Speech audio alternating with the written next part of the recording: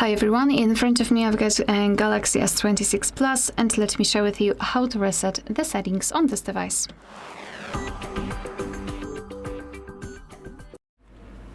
So let's begin with opening the settings, and here we have to scroll and find General Management.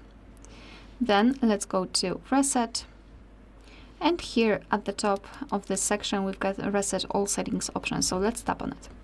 So here your device will inform you what it will reset. I mean, actually everything except security, language, accounts, personal data, and settings for downloaded apps.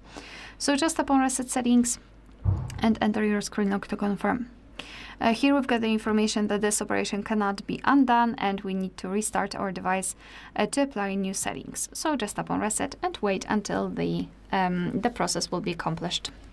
Alright, so that will be all. Thank you so much for watching. Please hit the subscribe button and leave the thumbs up.